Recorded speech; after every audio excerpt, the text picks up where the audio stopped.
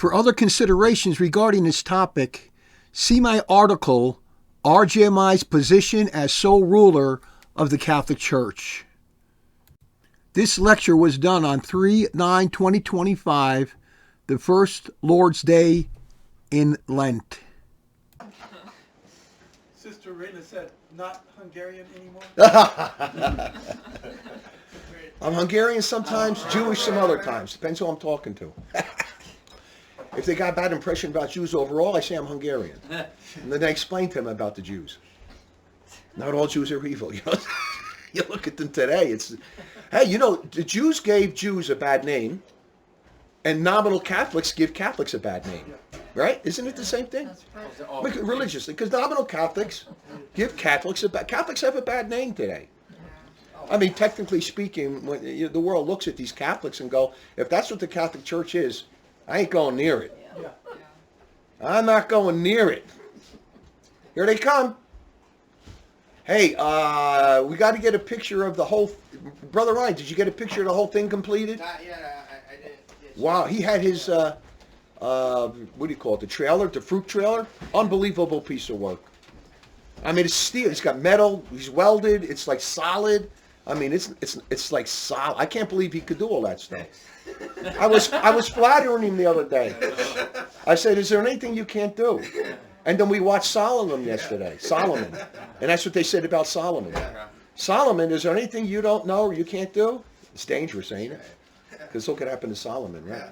So you got a lot of talents, but don't let it go to your head, all right? That's my point. You could be smart, you can be very good, but you can fall away and then be very bad. Something, what happens when people are very good and it goes to their head, it doesn't go to everybody's head. But if it does, they're arrogant. And, you know, they think, hey, people need me, I'm indispensable, you know. What are we going to do without Ryan? What are we going to do without Richard? Even if I fell away. Getting back to, it's true, this is God's work I did. If I fall away, someone else can use it. It's true, that's true. I would just hope you would pray for me and smack me around a little bit and really get rough on me because, for my own benefit. It can happen. So then whoever's still faithful picks up the work and uses it. This work is for the church, so there's the truth behind that. But you better be careful when you start trying to replace me, unless you have a good reason. You know what I mean?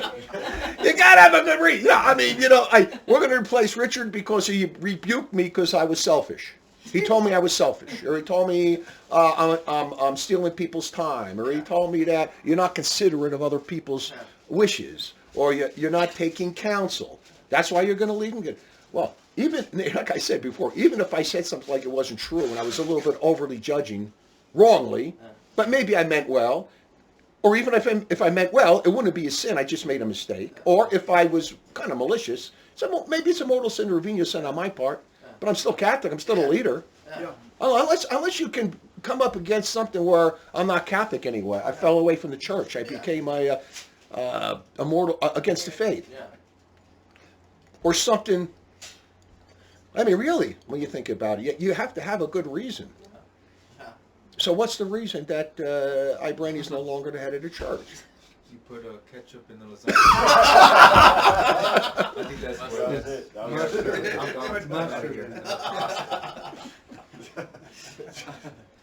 Well, even if a true pope was in bad public mortal sin, and he's scandalizing people, it's akin to heresy is what they teach, if it's public. Like if a pope is a public fornicator, technically speaking, fornication is a sin against the morals. But if you're publicly fornicating in such a manner as to give the world the impression that that is normal, that it's not a sin, and you just keep doing it, that's heresy. Because now you're painting up adultery in the church and you're condoning it somewhere. That's heresy. Because now technically what you're saying to people is adultery is not a sin. And so when you deny a moral commandment, that's heresy. When you break a moral commandment, it's immoral. And if you deny it, it's heresy. That's what I'm getting at. But anyway,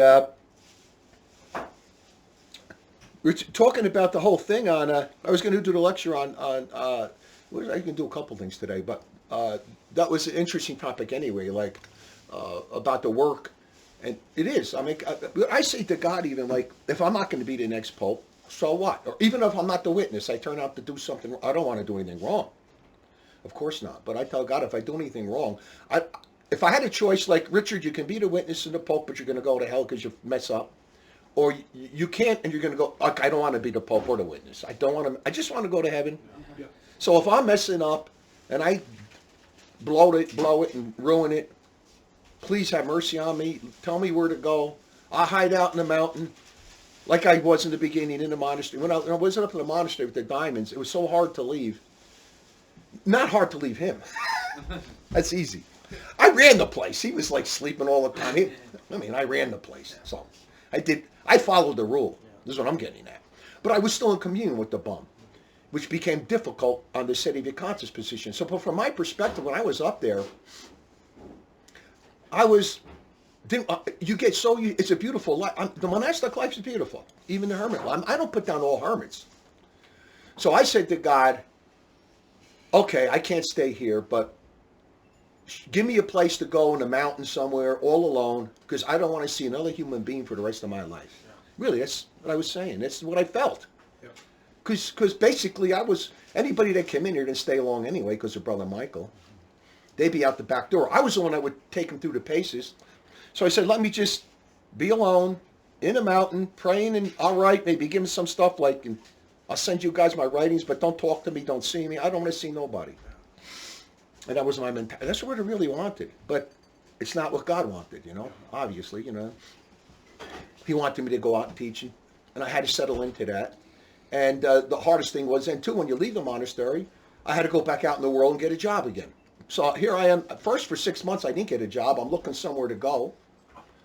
Can't find nowhere to go. And so I went back and worked as an optician again. So now I'm working out in the secular world again. So I'm going from wanting to be not seeing human beings anymore. I'm back. It's like a fish out of water in the beginning. But it was a blessing. It was a multiple blessing. My point is, you can get spoiled by that kind of a life. And it's kind of like a cop-out. You know what I'm saying? It's a cop-out. And God's saying, you're not called to do that. Yeah. You taught people, you're teaching people, you're writing things, you can't hide. Yeah. It wasn't like a hide. I don't like the world, but I do love being around good brothers. And I do love people, even evildoers. I love them. I want to convert them. So I knew that my job was getting that job as an optician is much better than staying in a monastery with an apostate piece of crap that called himself a Catholic. I was now free at least to believe what I want to teach to me and my two neighbors, and there's no whoever wanted to hear me. So when I left, the burden of covering, not speaking about sedevacantism, you can't, because I was up there near the end, he banished me from talking to anybody. And nobody could talk to me even. So I couldn't teach anybody anything about the positions and all that. But my point is, in the end, I was much better off working as an optician than I was in the monastery. You see what I mean? Yeah. And somebody even told Jerry Matitix that once when he was working in the Vatican II Church. He was working for one of the big seminaries too. And he was trying to say, but they don't let me talk about the salvation dogma and other dogmas.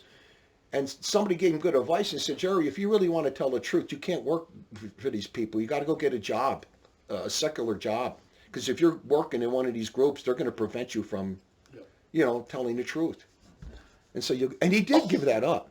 And he did hold the city. He's messed up still on other topics. But eventually he did. So anyway, so you move out and you come back into the world. And so I'm doing what God wanted me to do. Because really, when God inspires you to teach people, it's like a fire inside of you. It's wonderful. And He gives you the grace to do it. But at that one point, I thought maybe I can just hide a little bit and write stuff and give it to somebody else and let them. You know what I mean? Like, hey, Richard's got another book he wrote. He just mailed it to me. Does anybody talk to him in a couple? No, he doesn't talk to nobody. He just mailed the book out, and you guys got to implement it. I can give it to the other guy that left. He can implement it better than me, maybe. He's a better implementer. So I came out, and I found out how wonderful it is. I mean, when you're out dealing with people, so that's when I was a little stoic-y too, by the way. When I'm talking like that, I want to go out, I want to talk to people. I was stoic-y in the beginning, even for a while. I had to overcome that, So I saw the evils of that. Yeah. So God puts you where he wants you, and you do his will. So then so you're able to teach. No one's holding you back. And then everybody who's tried to come along and help me, they always try to take me captive. Yep. Rich, when I went to a guy up here in northern New Mexico, I went down to the guy in Corpus Christi, Texas, Yep. and I was under his work with him, and every time you're with them, because they're the ones that you're in their home, you're on, even Scriptures. yeah, You can't. it's in the scripture, isn't it? It's in it, yeah. When you eat at another man's house, Yeah, exactly. you live in another man's table. Yeah. You can't say. You can't say anything because he's going to kick you out. You're not gonna, but I always eventually, there are some things you do compromise too, even myself, which in the monastery I made compromises.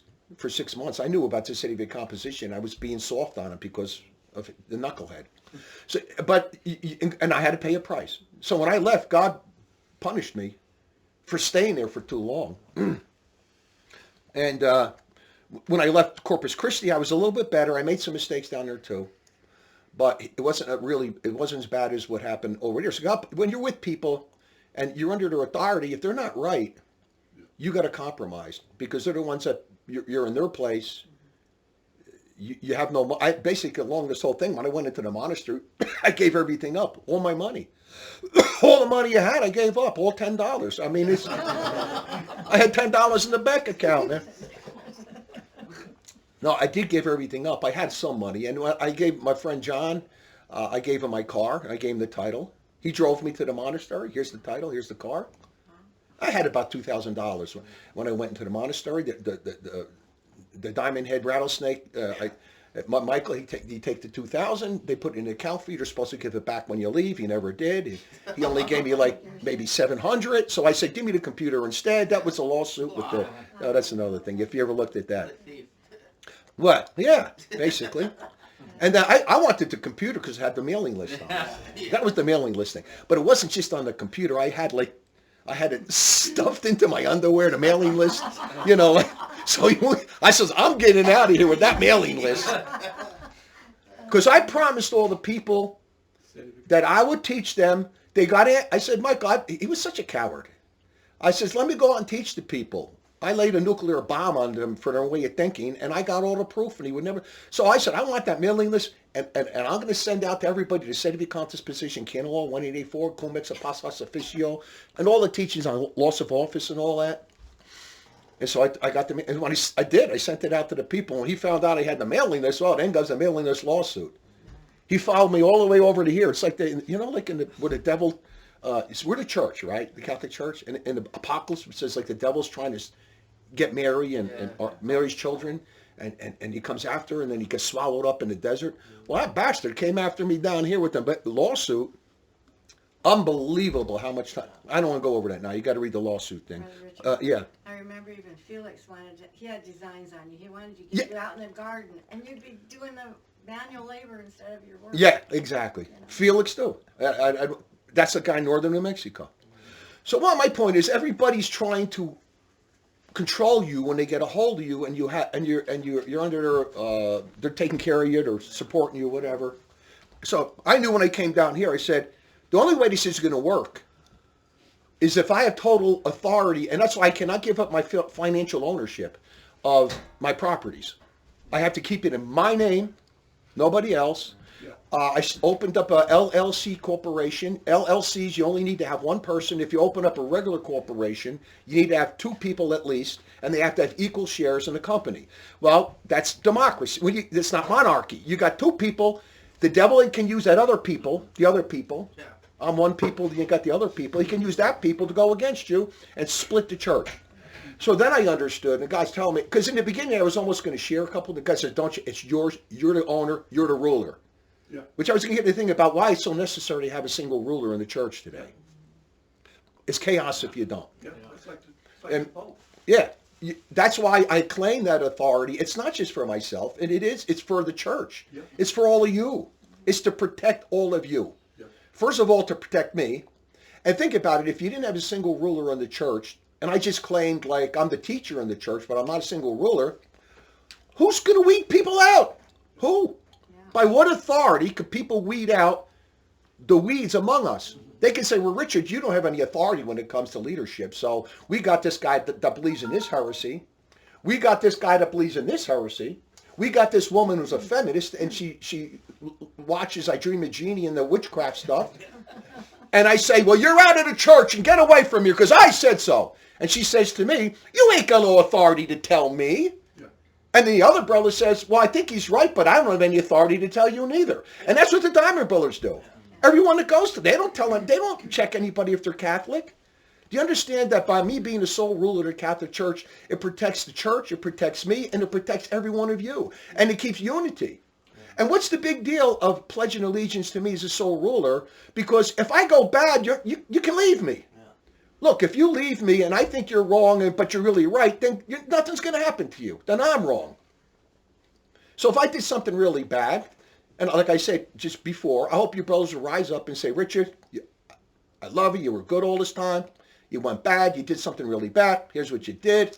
And if it's really true I did something bad, then you leave me. I'm no longer the sole ruler. It's not like you're locked under my authority forever. A pope is not a pope forever if he does something bad. So even if I was the pope, you're not going to give me blind obedience. You're not going to give me obedience where you're going to justify me if I'm telling you to do something sinful or I'm in heresy. But the benefit of sole rulership in the church is it keeps us united. Yeah. It keeps us clean. Yeah. There is no other way. If I didn't, they said that's why God rose up Moses and the judges. He always had somebody in extraordinary circumstances when there was no hand down of authority.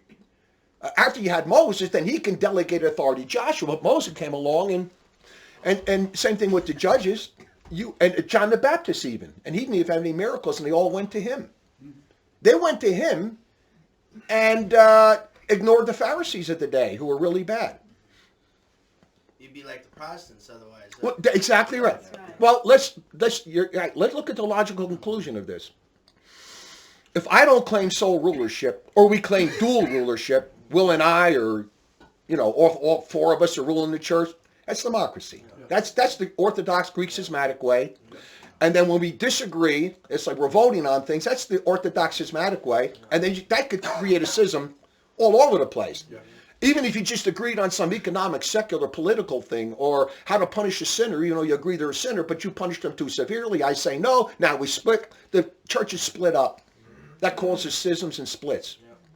So you can't have that. But the other thing is, if I'm not the sole ruler of the church, and somebody comes along and we find out they're denying a dogma, or they're an obstinate mortal sin, and they're creating chaos in the camp, what authority would I have to kick them out? Or ultimately, now they can say, oh, it's my opinion, or whatever. No, Richard, you have no jurisdiction over me. You have no right to excommunicate me. You have no right to kick me out. And one of the brothers can say, well, Richard, I think Richard is right about this. You are committing those sins. And the other person was, but I'm a layman too, and I have no authority to kick you out. So then what are you left with? Yeah. You're left with a church full of people with no ultimate authority judging the church. And anybody who loves law and order and loves God's law is going to want to have a single authority ruler. Yeah. Natural law always looks for a single ruler. That's why democracy is so perverse. A father and a family. If the father's not the sole head of the family, you got chaos. And again, the father's the ultimate head of the family. The wife is submissive to the husband, and the children are submissive to the husband and the wife. That's the way it works. If it doesn't work that way, it's chaos. And that doesn't mean a husband got to be obeyed in everything. If he does something sinful, you don't obey him. But you still need to have that order in the family, or all hell breaks loose. So, even goodwill people look for single authority. It makes sense. Even when you go to a corporation or a company, you got a boss. A manager, you got to obey him in something. So why not do you want to obey somebody in the church? But with the church, it's critical because I seen that right away. When I claimed that sole authority, first of all, it's not like just a claim out of nowhere. There's a verse in which it say, he who takes authority to himself unjustly shall be hated. So there was a guy in Texas with his FBI wife. I remember the guy. I don't want to mention his name, but yeah. And he said, how can you claim sole authority? So I quoted that verse. I says, he who takes authority to himself unjustly shall be hated. We'll get to verse, and I'll remember in a second. But it's like in the Old Testament, I think. So I said, conversely, he who takes authority to himself justly shall be loved. Yeah. Loved by good Catholics, hated by other people, but who cares? They don't care. We don't talk about that. They don't mean anything. And the Bible means nothing to them. So if that's true, that means somebody could take authority to himself justly. And I'd have to have, I can't just say it, I have to prove it. I have to show all the work I've done all these years. Yep. And people say, yeah, I agree. Rich did all this work. It's great. He's got all this. You think God's going to give me all this work? And it's just going to be like a democracy now? All this, I'm not going to enforce it. I'm not going to back it up. I'm not going to bind you to it after God gave me all this work. I'm going to sit back like all these dopes do in all these traditional chapels. And this is what they say. They all say it. Chicada, Sanborn, all of them. Everything I'm teaching here, I believe is true, but it's all in my opinion. I can't bind you to it. Thank you. I just read your whole thing, and you're telling me you're not even sure what you said is true, and that if it is true, I don't have to believe it. I'm telling you.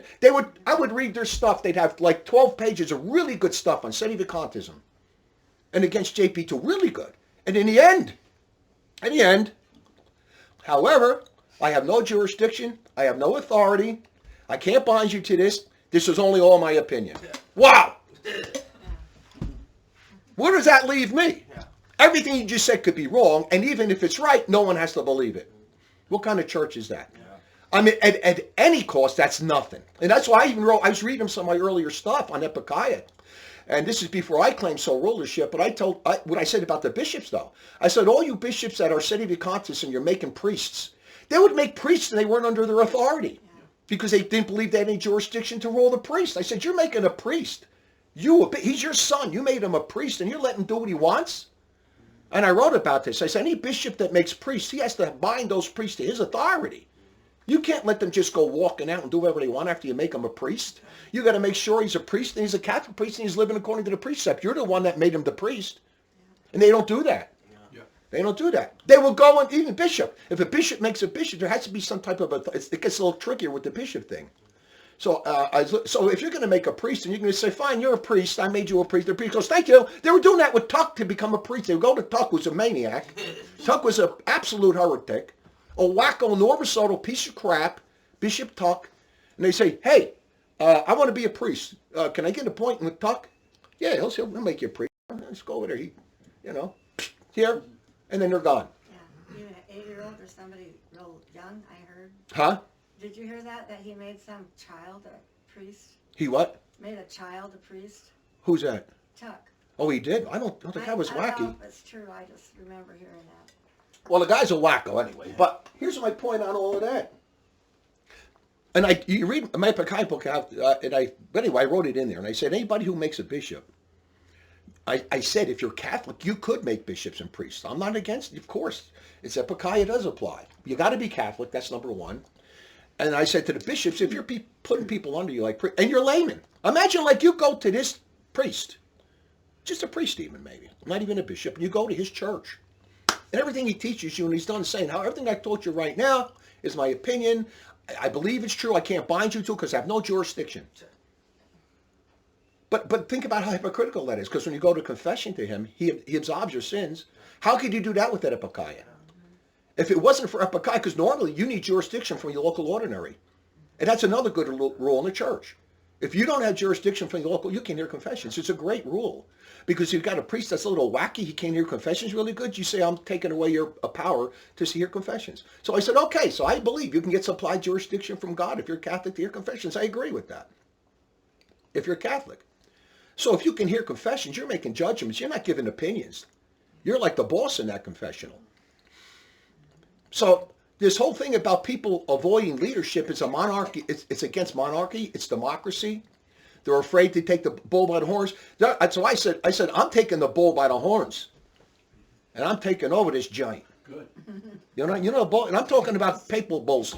I'm talking about papal bulls. I'm talking about ruling the church. I ain't fooling around here. Yeah, good. And if you say, well, look, if I just didn't have all these teachings and I didn't have what I went through and all the stuff I got on this website, if that's not there, fine, that's what I stand on. Remember Jesus said to the people, and he says, you don't believe in me, but believe then in the works that I do. Look at the works that I do and believe in them, and then believe in me. Because if God gave me all those works and you see they're really good, that why it comes back to the faith. Yeah. And you're saying Richard teaches all the faith good.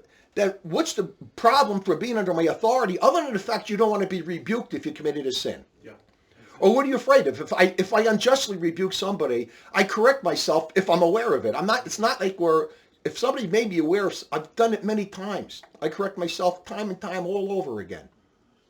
And that's another thing they say. One guy even wrote, he says, the reason I trust Richard is because he corrects himself. Like St. Augustine. He doesn't hide it. If he's done something wrong, he corrects himself. So I have confidence that if he has done something wrong, and I can show him the truth. And that's big. So you got all this happening, right? Suddenly you look back and you say, he's got the faith, but I don't want to be on the list. I don't want to be under his... We even have people like that. Not even the soul of thought. Some people would say, I agree, the thing you guys are teaching, but I don't want to be on the list because they're afraid that if we put them on our list, they're going to get in trouble by the government. And I said to the stupid guy, I says, you're an idiot. Yeah. I said, Satan can hear you talking to me right now. Right now, he hears you talking to me, Satan. You're on the list already. You're on Satan's list. He knows who you are. You're afraid of human beings, of what they're going to say and do because you're listed as a Catholic. Yeah, they're going to come after you. But you got God on your side, you dummy. You're a coward. And I told him, because you don't trust in God, and you don't want to be what's it's because you're afraid, you're in the camp of the Antichrist, and when he comes to power, God is not going to help you. He's not helping you now even in your life. In your life, it's going to be miserable, and you're not going to overcome it because you refuse to be with good Catholics because you're a coward. Yeah. It's almost like saying this. I got God's over here, Almighty God, and here's Satan over, the little peewee. He's on the other side, making himself look big, an illusion. And they say, take your side. Take your side. Well, Satan's powerful, he knows a lot of stuff. He's not more powerful than God, okay? You want to take his side? You just lost yourself the help of God. Yes, you did. Oh, you're going to be persecuted? Yeah, that's a war. You're going to be persecuted. That's what I mean about a coward. They're going to take away your possessions. They're going to split up your families. They're going to punish you, torture you, say bad things about you. That's a war. You want to be in Satan's camp? Well, I'm going to say bad things about you. I'm going to torture you. I'm going to punish you, and I'm going to be right. Yeah. And your whole conscience is going to be in chaos. So take sides. Like the prophet Elias said, when he was with the false prophets of Baal. He said, take sides. Moses, take sides. But don't you see that sole rulership of the church is so important to keep? And I seen it, and God showed it so clearly. And if I didn't do it, God would have struck me down. And he's always, because sometimes you get weak. He's, yes, do it. You need it. You took the bull by the horns with the faith. Take the bull by the horns on this. It's like, a good example is like when a locomotive is driving down and the conductor has a heart attack, and the train's just going, no one's stopping it.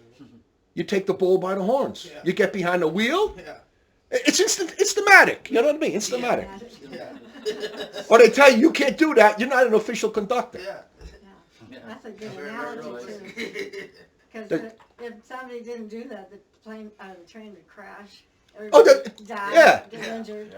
So train would crash. This is a true story, but it's a funny one. I always like to tell a little funny stuff, but this is a funny true thing. But we were out. It was on the Delaware Bay River, I think, and we were my wife and my brother-in-law and a couple other friends were on a boat fishing. And what happened? I think they threw the anchor over it, but they forgot to tie it to the boat or something. Anyway, if you had to go take a pee or something, you would jump overboard. And so anyway, my brother-in-law, he jumps overboard, and all of a sudden the boat starts drifting, and the tide's taking him away. And we were drinking some beers and all that, And his name's Joey, right? And we were going, Joey's going, whoa, come on, help, the boat's going. I said, everybody, what do you mean? And we all froze. At first we all froze. Nobody knew what to do. It was weird. I went, stop, I got to get him. So I took two life raft things. I jumped in the water, and my lungs were never that good anyway. So I swam over to him, and I gave him he would have died. Yeah. And I gave him the life thing. Yeah. I had the life thing, and I'm just about, even with the life thing, because my lungs aren't good. Yeah. So I'm going back. He goes back. And so And then what happened was the boat, somebody was on the boat trying to turn it. They turned the boat and it hit me here, and my behind went right into the propeller, which is going like that. And it ripped up my bathing suit and put a big, I went, wow, what's going on here? Bull by the horns. All right? People are drowning. They need help. They need leadership. They need rulership. If you can come and prove that I'm greedy and I do this because I want money, like some people try to pretend. Look at Ibranyi, he wants tithes. Yeah. I want tithes because the church wants tithes. Because that's good for the church. It's good for you. It's bad for you when you don't give them. Oh, I think he's living high in the hog. Okay, you want to come visit me? Yeah. Go over to my house. I'll show you what high in the hog is.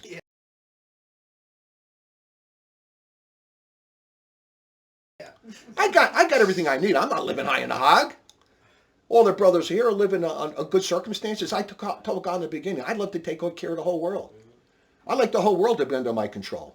So I can have places for non-Catholics, pay for Catholics, have a Catholic rule, and take care of people. If that wasn't my way, and you saw that I didn't have those attributes to be a ruler or a good ruler or a very evil ruler, then don't follow me. But people who want to continue to sin and live in chaos and not be told what to do and believe whatever they want to believe, they're not going to like me. They don't like soul rulership even from anybody. From anybody, not just me. It's anti-monarchy.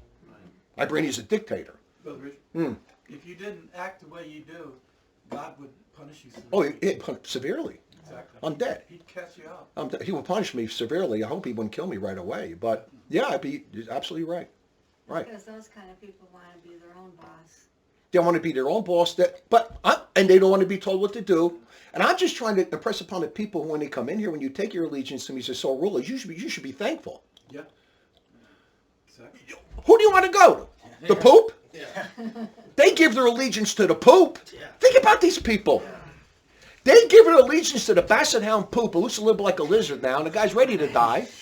He's so filthy, and you give your allegiance, but you won't give it to me.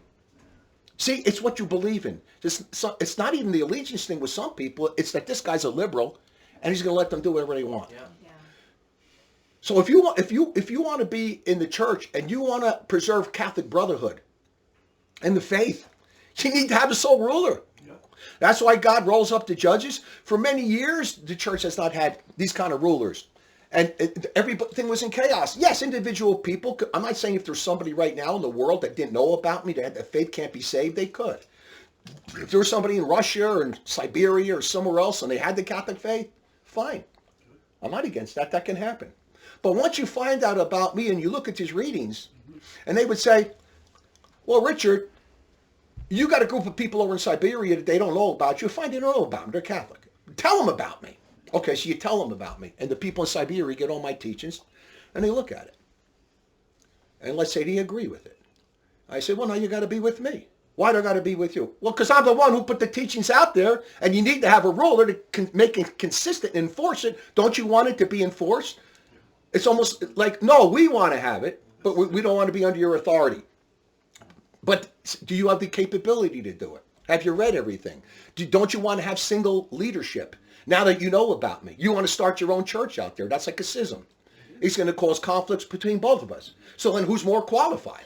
You look at the knucklehead left here for a very bad reason. So what's he going to stand on? Where's his qualifications? And we know about that anyway. I mean, that's a clear-cut case. That's like you only got to think about it, But that's what happens. See, now, okay, if I wasn't the sole ruler, that knucklehead is still here. And every other knucklehead that was in here. Or we'd be all in our separate little corners fighting with one another. There would be no one church. There would be no Catholic brotherhood. If I didn't claim, they say, Brandy's he's got no, they say this. It's really weird when you look at it. You know what I'm talking about? I got no jurisdiction. I can't bind anybody to anything. That's what they tell you. But they hear confessions. And you can't bind anybody to anything. I'm going to your church. And this is the kind of, even when you get a good teaching, then they come up with, however. But my point is you still need to have the sole ruler. Are you going to take a vow to 3-4 people? I vow to, that's what the schismatics do, and they break up into 1 million churches. Yeah. Each patriarch has equal power. And it's like a democracy. Look at the military, Military. Remember in the movie, Prison tag. we're here to enforce democracy, not to practice it. Yeah.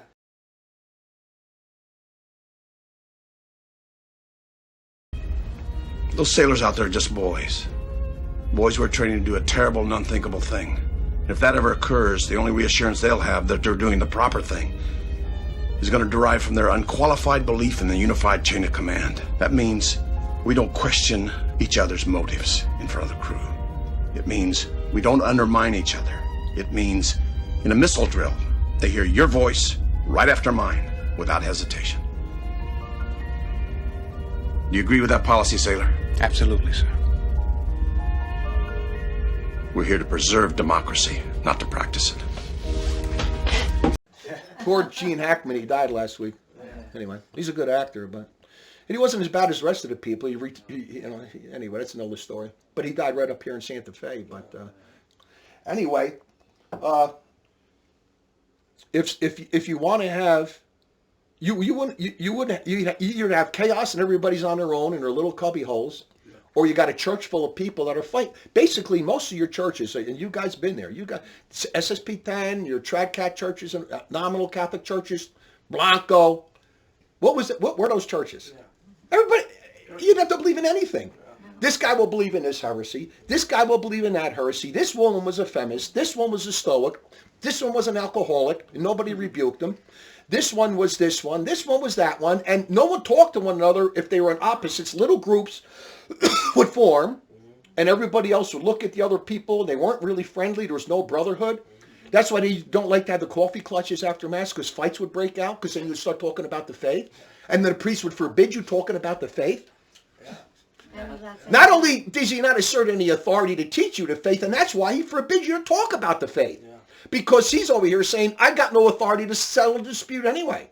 So let's just go to Mass, have a basic catechism, and don't talk about the faith and the dogmas. And you let anybody go up to the altar. Anybody go up to... That's how bad it gets.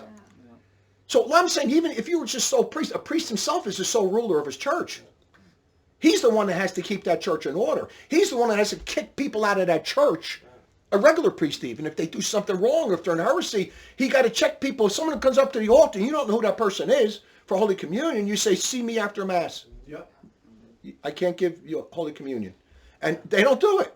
That's what I'm telling you about with these. They make no judgments. They don't have no jurisdiction. They can't bind anybody to anything. That's the end result when nobody takes the bull by the horn. Go ahead.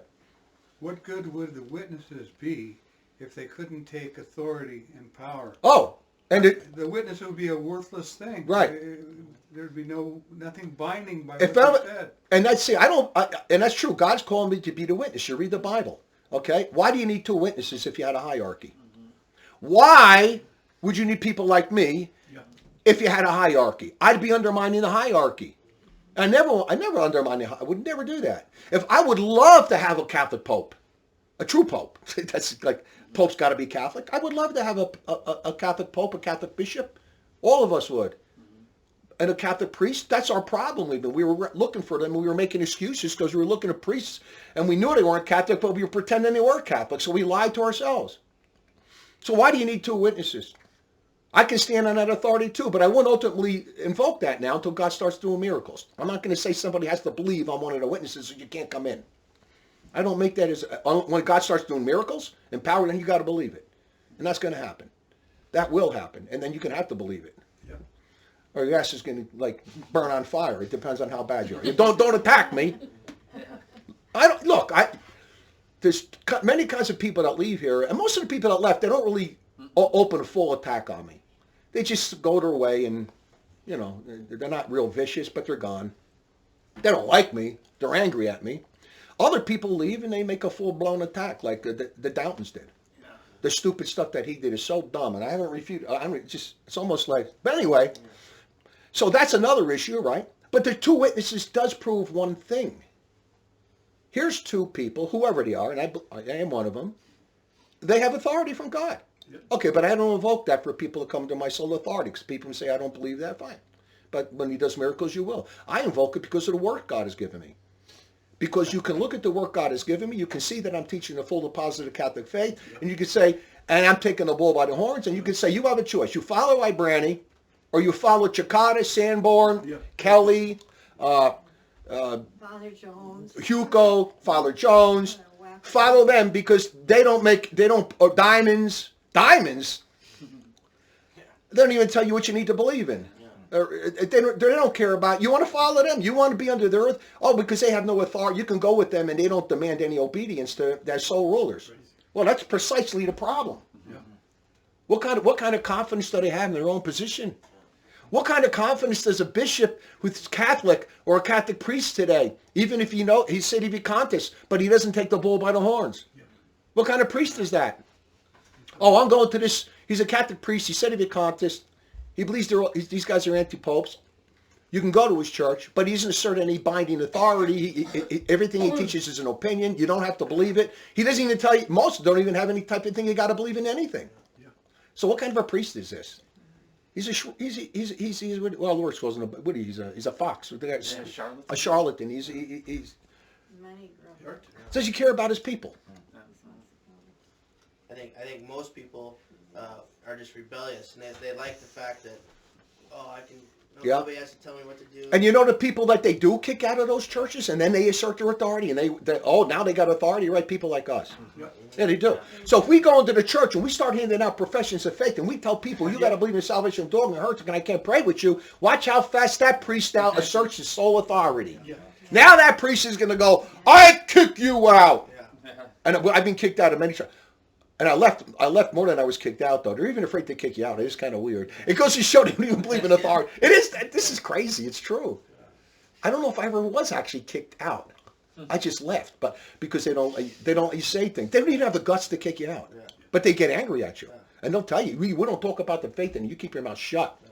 Like the SS10 priest, No, I imagine eventually maybe it'll kick you out, and then I can say, well, there he is. He's got sole authority. Yeah. Huh? Jim. Talking about my brother Jim. His brother Jim got kicked out of one church. What was it? That Pius X? Pius X, because he asked a question. I don't even remember what the question was. I think sedevacantist. Yeah. Well, they will. If you persist in something, they will kick you out. Here's my point. Okay, why are you kicking me out? And at the same time, they will tell you, I have no authority and jurisdiction. I can't bind you. It's epikaya. What I say, you do have jurisdiction. It's supply jurisdiction.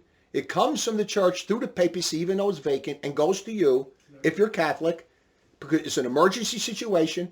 You have the right to teach and preach and rule, but they don't want to rule, and their teaching is not binding. So I got a Protestant. So if you're going to evoke this and you're a Catholic priest, that's not the way you behave. You're behaving like a Protestant. Like you said, and they do. They let anybody go up to the altar rail. The SSP 10 chapel in Eddystone, Pennsylvania, I went to one of their masses.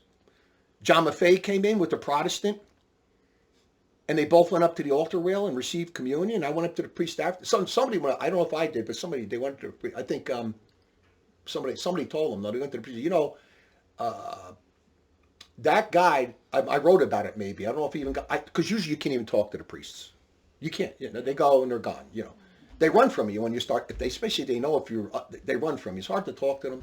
It's even hard to get a meeting with them. But anyway, I think somebody did approach him, and he says, and what he said was, you just gave communion to a Protestant. And he says, I have to give, as long as they make it to the altar rail, I have to give them Holy Communion. So Brother Ron drew a picture. And he had Satan kneeling at the altar rail with his horns, receiving Holy Communion, because he made it to the altar rail. I mean, you want to go to a church like that? You go to a church like that. The Church of Terra Davis, she's another one, has problems with authority. This witch bitch woman took on teaching on her own, thinks she's going to be the head of the church, acts like she's the head of the church, and she's all over the page.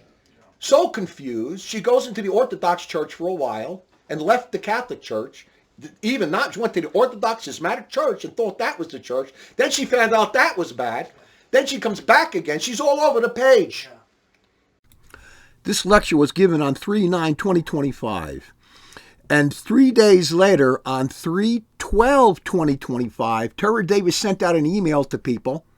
It's on her Catholic Cottage website. Yes, I am once again departing from Roman Catholicism, for there is no way it can be reconciled with the faith of the apostles. Several posts on his blog demonstrate that the Roman Catholic Church was forged upon a mountain of forged documents being codified with the Gregorian reforms in the late 11th century. I'm not going to go on, but here she is. She bounced back out again. So that's her position now. This verse comes to mind regarding her from Ecclesiasticus 33:5. The heart of a fool is as a wheel of a cart, and his thoughts are like a rolling axle tree, going from one position to another, confounded, confused, and never going to be on the rock of Peter.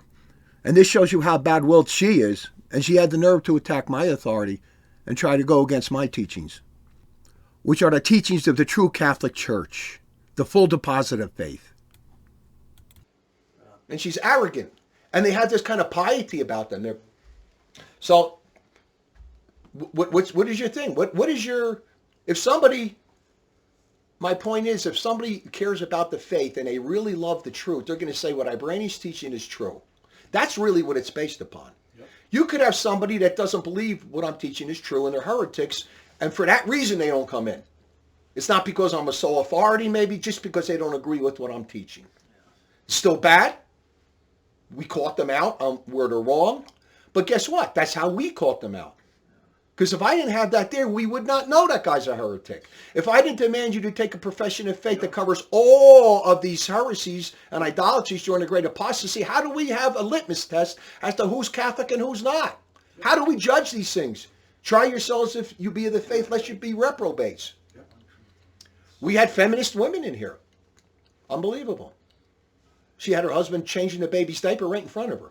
I'm not against the husband changing the baby's diaper if he's alone, the wife is sick or something, but she was standing right over him, and he's changing. Yes, dear. Yes, dear. She was a feminist. She was a witch. Oh, really bad. I can tell you a million stories about her. So, she's gone. If I don't claim sole authority, she's not gone, because I'd have no right to kick her out or to tell her she doesn't belong because I don't claim any jurisdiction or binding power. So you can always come back and say, Richard, that's just your opinion. And it's amazing because I go back and reading this stuff and it brings back what was happening with they're all like that. I can't bind you. I can't make, it's only my opinion. And so there's no leadership. There's no rulership. There's no way to separate. And basically, what they do, that's how they get away with it. They don't want to have a profession of faith because it prevents them from, I don't want to know what you believe in. Yeah. You guys come to my church and keep your beliefs to yourself, because if I hear something heretical, matter of fact, we were like that in a way. Yeah. When we went to these churches and we wanted a Catholic priest, we want them so bad to be Catholic so we can have a mass. We ignored, and we wouldn't ask him questions because he said, if you ask Blanco questions, you might find out he's a heretic and we can't go to his mass. Yeah. So keep your mouth shut. Listen to his lukewarm, stupid lectures, sermons, or even if they gave a good sermon or whatever, but don't ever ask him any questions about the faith. Because if we find out he's a heretic, I can't go to his mass. We all did that. That's the kind of churches we were going to. Blanco, most of his sermons were like, love God, love God, God loves you, love God, God love God. I got my mass! You know how, go ahead. Well, McManus, where Blanco would come do mass before we even built the chapel, would say it in his house. You know, I came into, I can't quite remember what it was that I had a problem with. Several things. Probably had to do with the Jews. And McManus goes, oh, there's a lot of things that we don't agree with different priests that we go to this and that, but we get the mass. We get the mass. Yeah. The mass. That was it for me. Yeah. I never went back to him at all, ever after that, you know. Well, let's go on to the, What are you going to accept? Exactly. That's where, so let's go to the Blanco example, right? I did this myself. I made excuses. And Brother Ron was really good and straightened me out in some of that stuff. How long are you going to go to this guy without asking questions? But here's how God shoved it in my face, all right? Because you're here and you're going, if he teaches a heresy from the pulpit, I can't go. So, okay, he doesn't. Sometimes they're smart enough not to do that. So I said, but don't ask him no questions. If you find out he's a heretic, that's the end of the mass. So, here's how God shoved it in my face. Michael Rios was visiting from Corpus Christi, and one of his attendants, Manuel, I forget his name, Spanish attendant, This guy's like, I don't know. Mondo. Mondo, yeah. Mondo, yeah. Like And he's like a pagan. I mean, he doesn't believe in anything. And he would help. Michael Rios was incapacitated, so we'd help him around. And so we're at Mass. They're in the back, and we're getting up to go for Holy Communion. And I'm looking. There's Mondo going up to the altar rail. I went, Mondo. He's a pagan. This is how bad I was. I'm gonna say. So I get in front of him. He's right behind me. And I wanted to sit down, but I didn't. See, God's grace pulled it away from me, but he shoved it in my face. I said, sit down, Richard. Don't go. You can't receive. Sit down. No, I can't. It's going to look weird. So I kneeled down, and he kneeled right next to me. Holy Communion to both of us. That was like a jab at me. That was it. When that happened, I went, that's it. That's when we put the profession of faith out. That's when we confronted Blanco. And see, no rulership, no leadership, nobody claims authority. This is what happens in the church like that. So then we put the POF in the back of the church. We told him, I can't go to your Mass anymore unless you demand people to believe in this. And he was saying Mass for Mel Gibson in California. He's Mel's priest. And so I told him, Father, you got people going up to communion that aren't even Catholic, they're like pagans. I says, you got to consent to this profession of faith and have people take it, or you can't give them communion, and you can't be in religious communion with them. And he agreed to it, right? I said, well, I kind of too quick on it, but he did. I says, but you have to do that not only here, but in Mel's chapel in California. Then he took a big gulp. Mel's chapel? Yeah, you have to do it with him too. Not just here. Because he was ready to do it for this chapel. That's what they do. They'll go, what do you believe in this chapel? And I'll conform my belief to you because your people believe in that all the time. What do you believe in that chapel? When the priest goes to this chapel, now he believes in that. To conform to the people. Because there's no rulership. There's no leadership. There's no authority. Nobody has authority. It's a free-for-all. A free-for-all when it comes to the Catholic faith. Anybody who loves the Catholic faith can allow that to happen and not finally say, I'm going to take the bull by the horns. I'm the boss. Shut your mouth and you do what I tell you or you get out of my church. Because I know I got the faith and I'm enforcing it. And that's what good people are looking for. All 10 of them. All 20 of them. All of the rest of the people aren't looking for that. They love that church where you're just sitting in there and nobody tells them what to do. They can believe whatever they want to believe. Look at today, you got homos and lesbians, witches, warlocks. I mean, It's great. How embarrassing would that be? It's like you're a priest, right? You have someone else, a lay person, tell you, do you realize that this person is a straight pagan, and you don't know that as a priest? Like, how embarrassing would that be for a layman to come up to you and say, oh yeah, this guy is a straight pagan, like he licks into all this crap and shit, and you don't know that as a priest? Like, good point. You know, and what how you know embarrassing would that be? Exactly. You know what, Brother Sal? And it's not. They have no shame. Yeah, exactly. What does it say about him? If he got, what's the proper reaction if he had a little bit of goodwill? Yeah, it would be shameful. Thank you. Thank you. You're right. I shouldn't do that. I'm going to stop doing that. But instead, they ignore it and keep going. That means he doesn't care. That's the priest. Think about this. You want to go? You want to have a church with no ruler, no ultimate authority? That's what you're going to get. That's what you're going to get. Because he doesn't believe he can make judgments. He can't cast anybody out. And he has no shame that. You're right. A layman came up and you're not even allowed to tell them that they're violating dogmas. They don't want to hear it. They don't want to hear it. The minute you tell them that stuff, they get angry at you. Really, if you persist on, most times I would leave because I'd say, I'm not staying here. But if I didn't leave, they would throw you out. Also, now you're making judgments against me while everybody else in there can do whatever they want.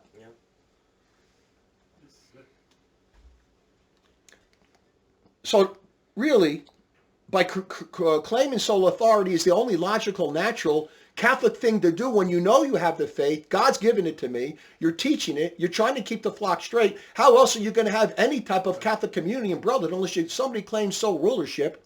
They take the bull by the horns and people say, this guy keeps his church in order. Or do you want to go to these other people that don't even require anything from you? Or let's say you did have somebody, and I don't think anyone does, not even the Dimer brothers require anything. But if there was somebody out there who claims sole rulership, maybe let's say there is, but he's a heretic, you don't go to him. But at least he's claiming sole rulership. I mean, they had some bishops that were trying to claim jurisdiction east and west of the Mississippi. I forget who they were. I can remember in a minute, but at least they were trying to solve the problem of jurisdiction and leadership. And it was, McKenna was under one of them, and he broke away. And it was... Pepperonis. Not Pepperonis, but it was... Musi. No, who? Musi and somebody else. Musi, yeah. And so they tried to, at least what they tried to do was have sole rulership. So one was the boss east of the Mississippi, the other west. That was a good, but they were Tuckites, and they were monstrous heretics. Yeah. They were correct for trying to assert authority, though. Who's the big, I get it, it's the guy we're talking about. Des Lauriers, I think, or one of them. But he made McKenna bishop. Des Lauriers from France. And McKenna and vowed obedience to Des Lauriers, but then all 5 of these bishops got together and something made a pact, like, I forget what it was, but McKenna disobeyed it and broke away from Des Lauriers, and it was a schism. He didn't obey the guy that made him a bishop and created a whole other church. And they were all heretics, though. So, but jurisdiction is, you have to claim sole rulership, of, at least if you're a Catholic priest. And your church itself, and anybody that comes in there. And you have, as a Catholic priest, and say you think you're the only Catholic priest in the world, and maybe you are, and you have this church, and you're telling people, you're binding people, you're ruling people, you got to listen, I'm the sole authority in this church. You got to also be the sole authority, check everyone else out, and say, oh, Father, we found another Catholic priest over here in Des Moines, Iowa, and he says he's Catholic. Oh, yeah? I want to know what he believes in. Get on the phone, I want to talk to him. Good. At least you got to do something like that. Now, they agreed they wouldn't consecrate any more bishops unless they all agreed. That was it, yeah. Nick got it, yeah. They agreed, they said to stop them from consecrating bishops all over the place, all 5 had to agree. If anyone was going to consecrate a new bishop, and McKenna broke that rule. And the priests in our chapels, it was so small, you knew everybody. The priest comes there once a month, he should know everybody. So if a stranger shows up, why aren't you saying, I want to talk to you, you can't come up to the altar until I talk to you? Yeah, all these churches are like that. Believe me. Oh, then you got the Viganò guy, he broke away a little bit, but what does he do? He's a heretic. A horrible heretic. I don't know if he binds anybody anything. He thinks JP2 was a saint. So the first thing is, when I claim the sole authority, which is absolutely necessary to preserve the Catholic faith, to preserve Catholic brotherhood, and to keep the bastards out of here, the heretics, and to help the brothers that are sinners so we can help them, and if they're obstinate, to kick them out. If they're not listening, to keep the camp pure.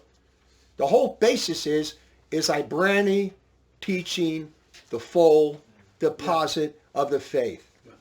Has he corrected himself when he found himself to be wrong? And does he have justice and mercy? Is he a mush cake? I don't think he's a mush cake. Nah. Huh? Well, see, mush cakes won't like me anyway. They don't like authority. So you look at that and you go, so then what's the problem of... Look, mafia guys vow allegiance to their godfathers. You know why? I'm going to tell you something. We're going to convert more mafia people, North Koreans, Chinese, zealous Muslims under imam, because they have authority. When a mafia guy gives his allegiance to the godfather, whoever they put... It's loyalty, 100% loyalty. And they obey and they kiss his ring and they got all these... That's a good thing. I'm not saying everything they're doing is good, but that act of leadership, of loyalty. They understand there needs to be a ruler to have order. The North Koreans, they love... And that's what... Oh, look, they're anybody that they don't... Anti-monarch, they was a dictator. Yeah, God is a dictator. He dictates. It's not that bad word. So you got people they don't like monarchy. They don't like God's hierarchy. So then you can have them. So I don't care about them. So right away, by me claiming sole rulership of the Catholic Church, I weeded all those people out. Do you want to be in a church with those people? These mushy, democratic, republic, rebellious bastards that don't want to obey any single authority. So what happened to them? God punished them in their own families now. Their wives don't obey their husbands and their children don't obey their parents. That's the world you created. That's the world you have because you hate single man rule. You hate monarchy. You hate dictators. Now you're being dictated by your children. Children are dictating to their parents. Wives are dictating to their husbands. When they die and go to hell, they'll have to be under a tyrant Satan. They're under a tyrant anyway. Yeah. Everyone's got to serve somebody. Everything's turned upside down. People, even like that Tara Davis who had this problem, she wants to be in her own church. She wants the Popess. Maybe we're going to have a new Popess from her. She'll come out and say she's the Popess. We'll have to call her a Poopess. She's going to rule it. A rebellious bastard. Intelligent person, but stupid. Intelligent, but very stupid. And very full of pride. And you say, how can you prove that? Just look at my teachings. Look what she's teaching. Look what I'm saying. Did I lie about the desecrations? Did I make it up? Yeah. That's why I love the desecration thing the most. Yeah. It's a love-hate thing, you know. I love it because it shows how bad it is. Because people can come out and say, Ibranyi lied about JP2 didn't teach that, but the evidence is there anyway, in the writing. Or these Renaissance anti-popes. He's lying about the Jupiter on the door in the Vatican, raping Ganymede. Let's just take that one example. He lied about that. All right, take a plane flight over to Rome, into Vatican City, and look at the door. All right. I mean, the Sistine Chapel, you think I made that up? That this is all like a deep conspiracy? Where everybody is coming out with this fake pictures of the Sistine Chapel with all these naked people all over the place. It doesn't really exist. Well, go over there. You can go. They let you go into the Sistine Chapel. If that's true, then we got some serious problems. And nobody wants to address that? I'm the only one who's addressing it properly. Other people will say, well, diamonds. Well, that's not nice. We don't agree with it. It's not nice. Like how not nice is it? I mean, there's not nice, and then there's not nice. You know what I mean? You can make a bad apple pie because you had bad apples, and it's not nice. Or you can make a nice apple pie that's nice. So what do you mean not nice? Is it like heretically not nice? Idolatry? He said that about Alphonse de Liguori, who denied the salvation dogma, and he says, well, he erred. He erred. They do that too. I'm not going to get into a million things on this, but to avoid the H word, to use the word err. Yeah, he erred, but what kind of an error? Yeah. There's small errors, there's medium errors, and then there's big errors. That was a big one. And it's called heresy. Knucklehead. You want to be under the diamonds? Go ahead. Look at what they're teaching. They don't even assert authority. But that's why they like it. Think about that. Yeah. Everybody can go all do it. And he doesn't assert no authority over people. He doesn't pastoral. Nobody said, you go to, Alex told me that. Just the other day, Brother Alex is saying, I wanted to learn what I needed to do and believe in to be Catholic. The Dime Bros, there's nothing there. Yeah. What do I need to do? What do I need to believe in? I need to know, to be taught how to live, how to believe, pastoral care. None of that is there. So what they tell you is, the Council of Trent profession of faith is enough. That's enough? Not enough. You got all these other heresies that they didn't address. Yep. Council of Trent itself had a lot of heresies in there. Yep. But even though let's say the profession has a lot of good stuff, it's not enough. It's like saying, I can stop with the Apostles' Creed and that's enough. Or the Nicene Creed. We got a lot more dogmas than that. And a lot more being died in the great apostasy. Who's doing it? I'm the only one that I know that's doing it. You know, that would be nice though. I really think it would be nice, but God doesn't operate that way. And this is the way I thought for a while. There might be somebody in Russia or China, Siberia teaching just what I'm teaching. Exactly like me. Another me, teaching what I'm teaching over in Russia. Ivan Goodenough. And he's got the whole site. I would say, great. Let's come together. I would say, now that's what a miracle. And God said, that's not the way God operates. Because there's two churches. And God said, I only operate through one. My point is, go find out in the world someone else is teaching like I'm teaching. Everything. Go ahead. Like we tell the Protestants. You tell me, in your church, if you believe like the church did from the beginning of the church down till today, the year 100, 200, 300, 400, 500, 600, 700, all the way down. We have it. I have it. I got it. It's there. And by anybody of goodwill, think about this. If you really loved people and loved the faith, you're going to assert that authority. Yeah, some people assert authority arrogantly, and they are tyrants. There is such thing as a tyrant. A lot of these people that are lefty liberals and don't like dictators, when they get authority, they're tyrants. They go nuts. So you got some people that assert authority for ambition, for wrong reasons. I mean, if you try to come in and lay the claim on me of like money or of money, power, well, look how I spend my money for the church, and you go over and look at my house. I just had my sore fixed. I had to use like a portable toilet. and I had to empty my sink water for like a year and a half because my sewer thing was broken. And I just got that fixed last week from a Mexican guy who did me a favor. He did a good job. I didn't have to pay him as much. Look, all I'm trying to say is, so the tithe thing, Ibranyi's greedy, that's out the window. Yeah. No, you could come up with other stuff.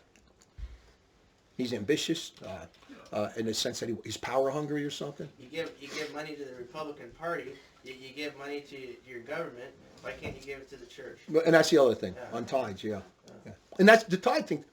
The tithe thing, when the church stopped demanding tithes, which is heretical, because the church, you can dispense somebody from paying tithes, but you always have to have the tithe rule. Once they stopped demanding tithes as a matter of faith, I mean, a nicest firework, you got to give them tithes. If you don't, you're in deep mortal sin, and I'm in mortal sin if I don't demand it. So when they stopped demanding it, what did we get? Simony. Simony. I'm selling masses. I'm selling funerals.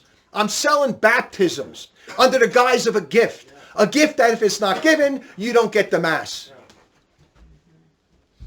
What a scandal.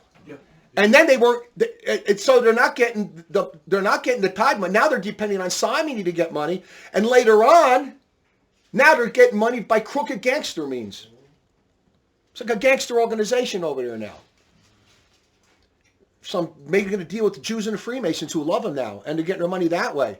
But what happened was, and they were really in trouble a lot of times with money. They would say the priest would have to say 5 masses a day so he can get money for each mass to pay for. You got to see the stuff that went on with the simony, how embarrassingly disgusting it is. And they were selling holy things. They were. You see how important it is? So I go, the tithe.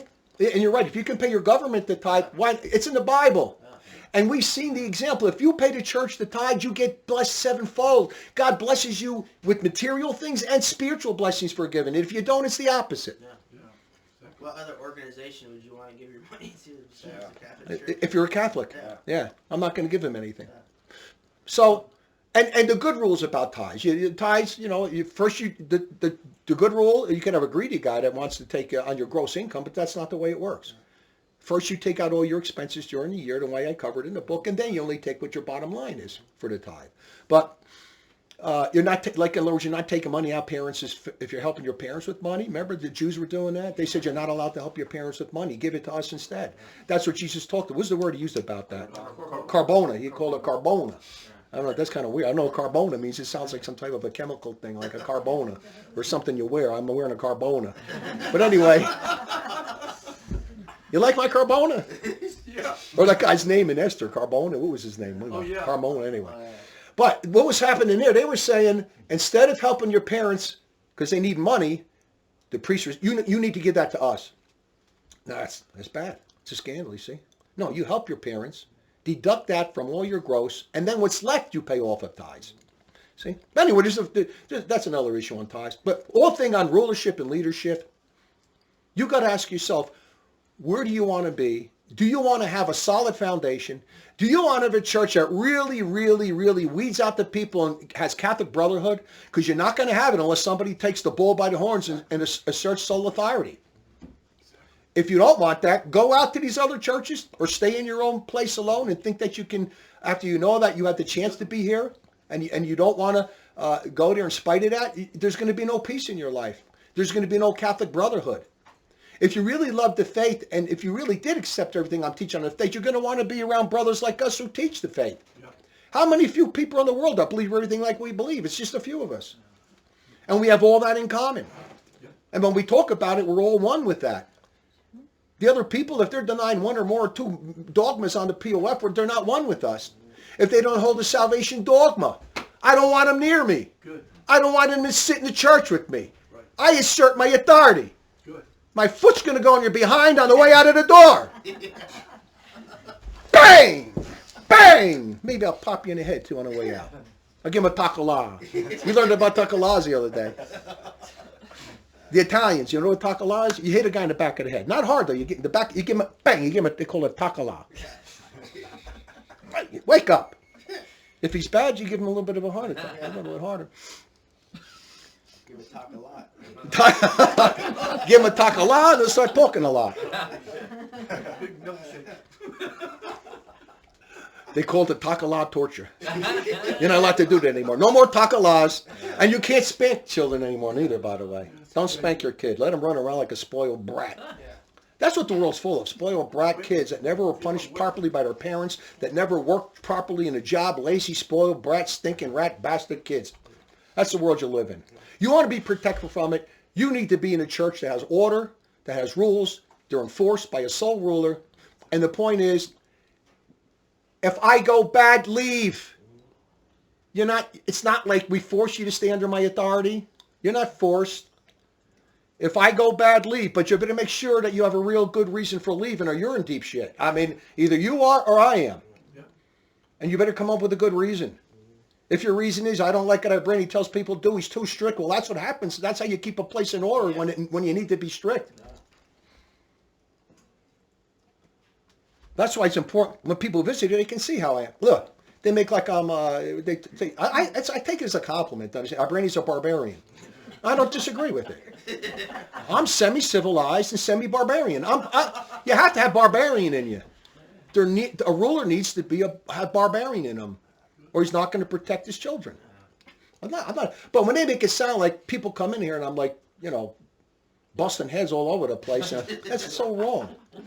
Anybody who knows me, but if you do mess around, your head is going to get busted.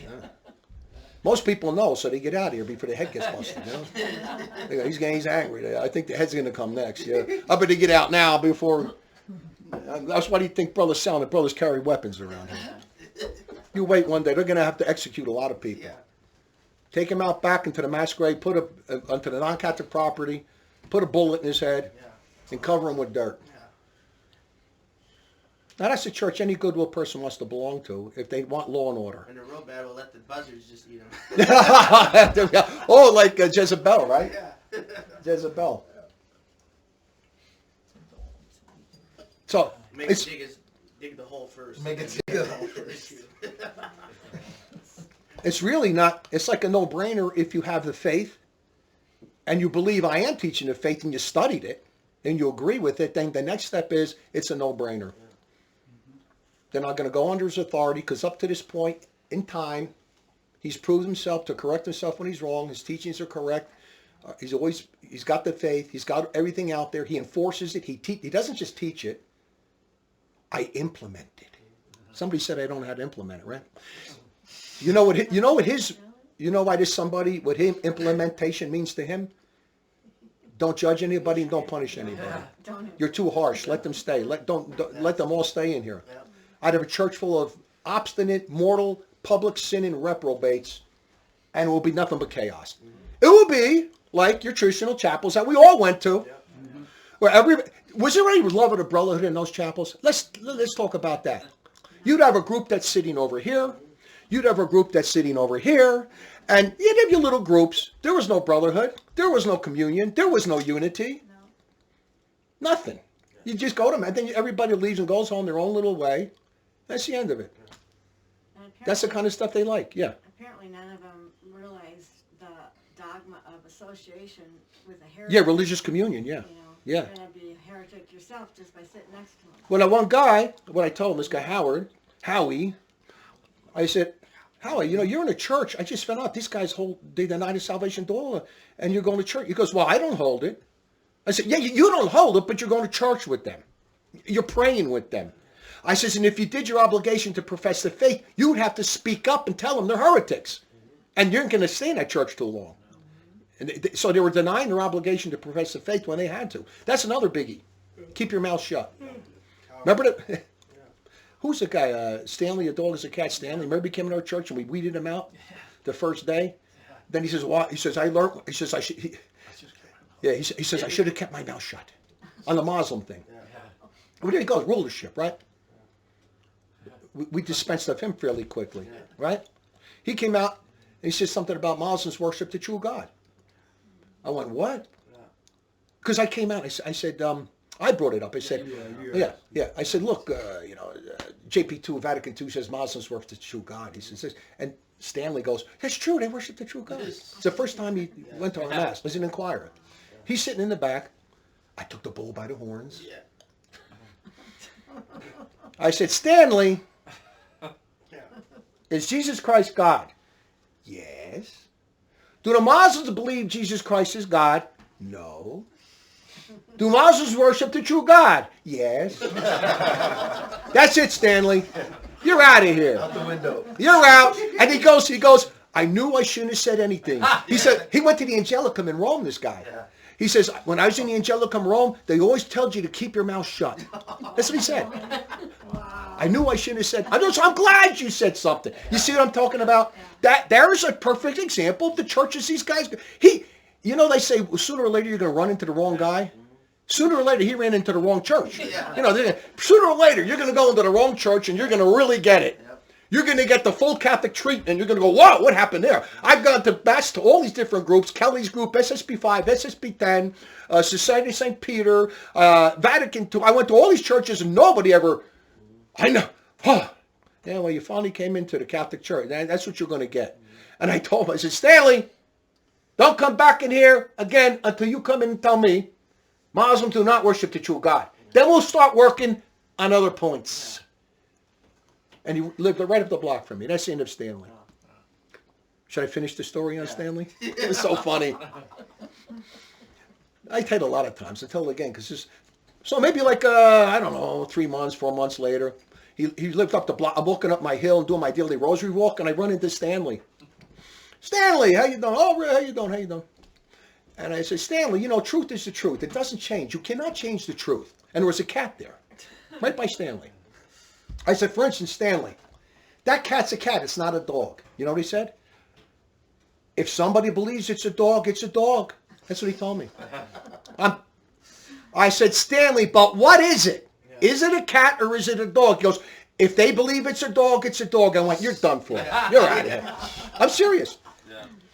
That's the stuff they tell. I should have said a fish. Yeah. Is that cat a fish? Yeah. Then I can put him under the water. Does he drown or does he swim? Yeah. I thought the guy in Newark pulled that crap on me. Yeah. And that's I said, so you're telling me if I have a gun in my hand and I'm pointing it to your head, and you believe it's a bar of soap, and I pull the trigger, and I wash in your face or blowing your brains out. That's what he said.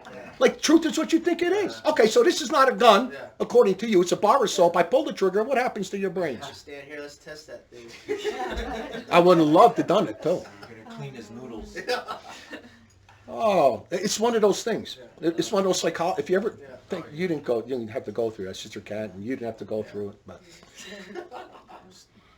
like if a tree falls in a forest, does it really make a noise if you're not there? That kind of stuff. I mean, it's crazy. All right. Okay, so we weeded Stanley out. I took the bull by the horns. I got the other jamoke out of there, the big guy that came from Society of Pius X, Father Gonzalez. He believed it was heresy to kiss the Quran and all that, but he wouldn't teach it to his flock. And I had another one. And I said, Father, that's good. You believe it's heresy. Yeah, I do. Now you got to teach it to your flock or you're guilty. Oh, no. He wouldn't do that. I said, well, then you're hurt. By sins of omission, by you not teaching that to your flock, and he wouldn't do it. Then he says, I got to go back. I got to leave now. I got to hear confessions. I said, you're a heretic. I'm yelling at him on the way out. He's a big guy. I mean, I don't care how big you are, Maybe you beat me up, but I'm going to give it a shot, man. Bang. He's running out to the car, and then Ron's, and then he goes, nobody talks to me like that, the priest. And he's, nobody talks to me. And Ron comes out of his arena. He goes, you're a fraud. He's yelling at him. Yeah. You're a fraud. You're a fraud. Get out of here. I mean, that's insane, though. Like, that's insane to believe that, you believe that this is like an abomination what he did. You don't want to teach it to your flock. You don't want to. What is that, Sal? Hide it from your flock. Yeah. Look at it. That's insanity. You know why Sal can detect that? Because he never went to college. I don't know if you went to college. I did. Oh, yeah. I did. So did I, but you can repent. But it's funny, ain't it? That is weird, though, isn't it, Sal? I mean, like, you got poison in your house. It's killing your whole family. I'm not going to tell you anything about it. Go home and get poisoned. This is spiritual poison to your soul. Exactly. What kind of a man is this? These are the people that say, Ibranyi sole authority. But I'm going to tell you one thing. People who like and are looking for monarchy, and they're out there, they're going to like what I'm doing. They're going to want to come under somebody like me. Maybe they don't agree with everything I'm teaching right now, so they've got to struggle with some of my teachings, but they got no problem with the sole authority thing. I had no problem with those two bishops when they declaimed sole authority from the east and west of the Mississippi. I even said, well, good, at least they're trying to assert some type of authority where there's just leaders, or some sort. They were heretics, so it didn't matter, but, so, here's the thing, too, like I said before. What's the consequence? If I go bad, I then leave. Like any pope, if I become the next pope and I fall into some obstinate formal heresy and I don't repent or anything, then leave me. Rich, you're an anti-pope. I'm leaving. So leave. What can you, so what? But where do you want to be? That's my question. Where do you want to go? Do you want to just have like a Catholic faith where you sit in your own place alone and there's no Catholic brotherhood? There's nobody there to help you, to share the faith with, to spread it, to evangelize? And do you realize that in these days, that if I am going to be the next pope, which I really believe is true, and I am the witness, if that is going to happen, there's nobody there to give me authority on earth. Nobody. They're all anti-popes. Where's it going to come from? It has to come to, like Moses, like the judges when they got their authority from God, directly from God. And right now, God is, see, if I asserted authority and I had no works, I had no proof, who cares? Who's going to follow me? I don't got nothing to back it up. It's like in the beginning when I was doing all this work, I said, God, can't you do like a, make this a little easier, come out and it will be a lot easier. I won't have to do all the study and reading about JP2 and the Vatican II and all that. If God just said to me, because I always prayed, and God, instead of God speaking directly to me, he always spoke to me by giving me stuff to read and study. It would be like the next, I'd be praying for something, next day, open up, God, it's there. You God's laying it on my platter. And God, if God came to me and said in the beginning, before I did any of my study and my reading, like all these seers do from heaven, they got these messages, false seers. Richard, this is God. Yes, Lord. John Paul II is an apostate anti-pope. Go tell everybody. I had this message from God the other day, and something was lighting up over my house, so people get like like a sun, Mary appeared or something. I just heard from God the other day, and he wants me to tell everybody in the world, John Paul II is an apostate anti-pope, and you have to believe it. And they're going to go, why? Look in the back. Why? What did he do wrong?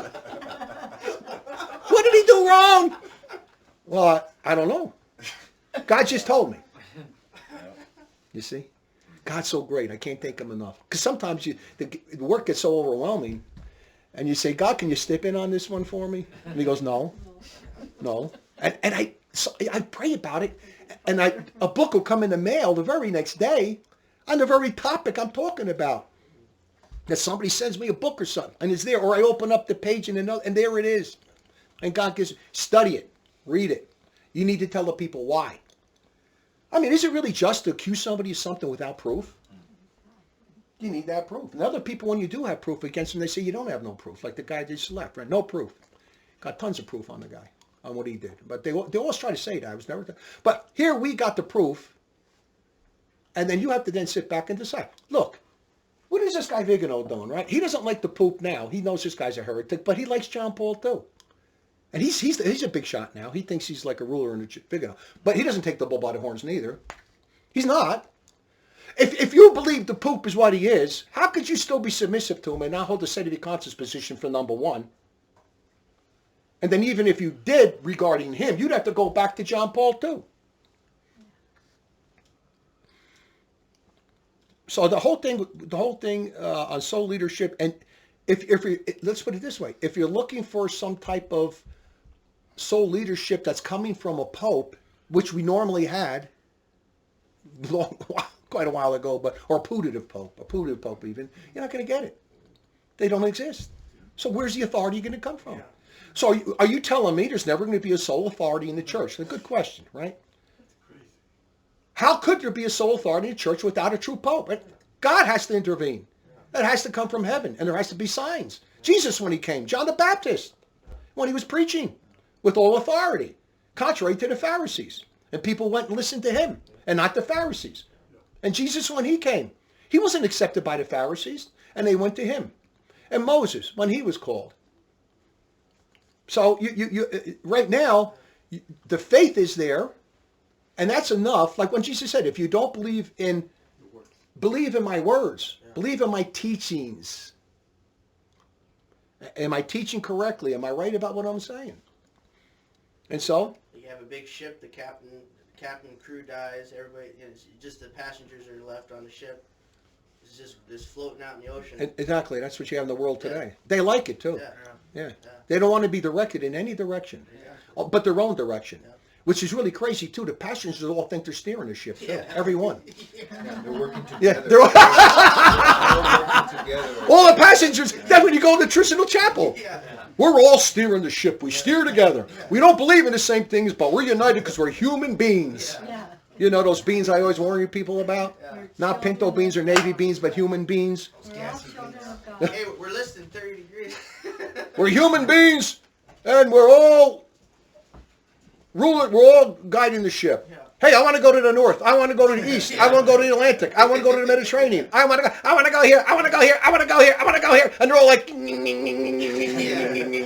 We'll go to each one one by one. Okay, guys. Where am I? Who am I? And I don't care. You know, some people don't even ask those questions. You go, where am I? I don't care. Who am I? I don't care. I don't care where we're going. I don't care who I am. I don't care what I believe in. I don't care what you believe in. I just want to have my fun. Like, I just want to enjoy this earth and do whatever I want. You know, when you do what you want, contrary to God's law, you're hurting someone else because they want to do what they want to do, which is something good. You're interfering with them. Adultery is a good example.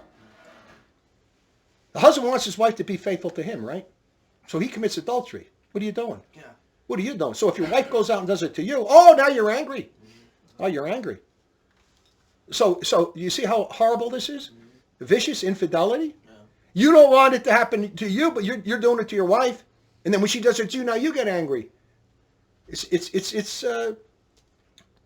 God's commandments. If you don't keep them, someone's always getting hurt. Someone's always getting hurt very bad. First, you're hurting yourself, and then you're hurting people around you. There's no peace in the community. And we're living in a world of people that are adulterers. They're homos, they're adulterers, they're committing all kinds of sins of immorality, and they're idolaters, and they're pagans, and they're heretics, and they love it. Nobody wants to be told. The most biggest thing is that their family members are in hell that died. They idolize their family members above God. Their children, their husbands, their wives, they idolize them. That's one of the biggest things that they want to be told. So you're going to go to hell with them too. Go ahead. Brat little. I mean, look at these people. I mean, if you have a bad kid, he's a bad kid. Don't make excuses for him. You can still love him, but you got to abhor him and you got to punish the kid. And you guys tell him, you're going to hell, son. If he's so real bad, you kick him out of the house. Because I told him about, I said, it's the way God is. He can't let these people in heaven. Heaven would be hell. I only may be giving a lecture today. And no mass prayers even. We'll see, because this is big. When I do a big lecture, that's all that counts. For the moment. Because, here's another thing we're going to talk about, right? I'm a layman, and I got the sole authority. He's shaming all these people that are clerics. And he's saying, look, I'm saving my church through a layman. Yeah. Just in honor of all the laymen that came before me that were frustrated by these bastards. Yeah. By these bastards. And you guys and the mass is beautiful. We love it. That's our problem. We loved it more than the faith. All these people that have all these masses and beautiful Gregorian chants, they don't have nothing when it comes to the faith. So God says, Richard, without the faith, and we know it, everything else is meaningless. So here we're feeding you the faith without the Mass and the sacraments. And God's blessing us more than he blessed anybody, maybe at least in 1,000 years. And he's blessing us with all these graces that they're not getting. Yeah. That they think, and they always tell you this, I got to go to Mass all the time on Lord's Day. If I don't, I'm going to fall away. I'm going to tell you a story. When I was going to Mass all the time, I never gave up my mortal sins. Never. Only when you start getting to the faith first, do you stop your mortal sins, and then you stay in a state of grace, right now even. Like for 30 years or 35 years, I haven't committed one sexual sin of impurity, not one. How's that possible? Well, this is God's grace. I'm not bragging about it. Maybe the devil can do that to some people and make them think they're holy. But all I'm saying is, what God's doing with us right here, look at these people. You're not learning the faith. Go up to that priest and ask him what a dogma is and he'll run out the back door. What kind of a priest is this? You talk about Jesus during Mass and you don't even know who he is. You don't even care about him. You don't care when he's being blasphemed. You give communion to people that don't believe in him and you say you're holy because you got a Mass? Because you can sing a good Gregorian chant? Get lost. They got to submit to us when they come in here and bow down. And so many are infected by that. But, so the whole thing, I say to people with the soul authority issues, first you got to look at the faith. If you see that I'm teaching everything correctly, that no one else is teaching, that no one is coming close to teaching, did Ibranyi lie about the divine essence heresy? Did he lie about the two species in one species heresy in the Holy Eucharist? Did he lie about it's the dead Christ in the Holy Eucharist, not the living Christ? Did he lie about the desecrations? Are they there? Are they not there? Did he lie about them idolizing their philosophy and mythology? Did he lie about them denying the salvation dogma going back to the 16th century with Albert Piggy? That Piggy? The pig, whatever he is, Piggy. That was his name, Piggy. Albert Piggy. Piglet. Open up the book. Bad books on salvation. It's in my salvation. I don't know. I give you the book. I give you the sources. Everyone who gave me imprimatur. I gave you the quotes. I gave you the pages. Yeah. Alphonse de Liguori? Do the diamonds say anything about it? They think he's a hero. They think Padre Pio's a hero and he denies the salvation dogma. Yeah. They must have been, they're smoking Padre Pio, as Brother Sal says. They must be smoking that Padre Pio stuff. The stigmata. Well, anyway, goes on and on. So you look at that and you go, what problem do I have? And here you have somebody, you need somebody to weed out the people that are obstinately immoral.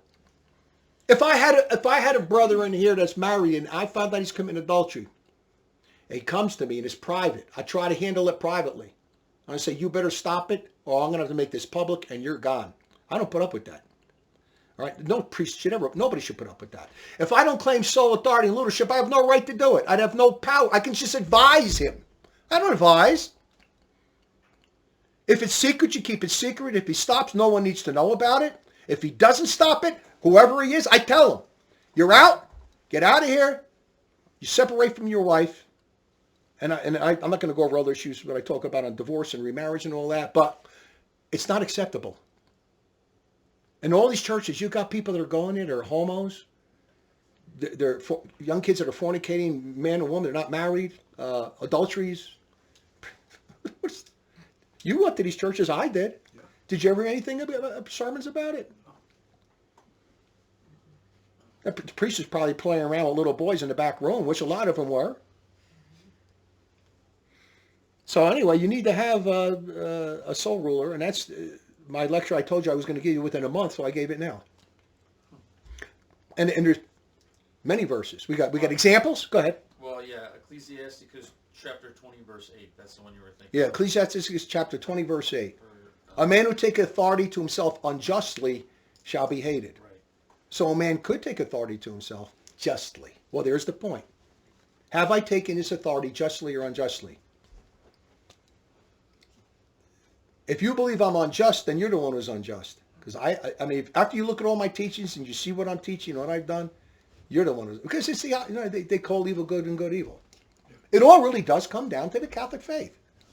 It really does.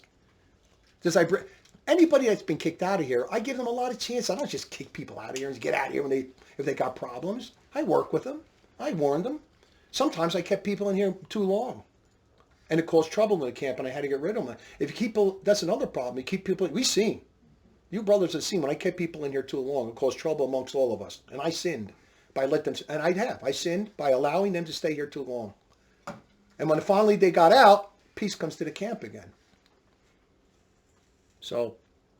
Another very important thing that you did, canonizations are not infallible.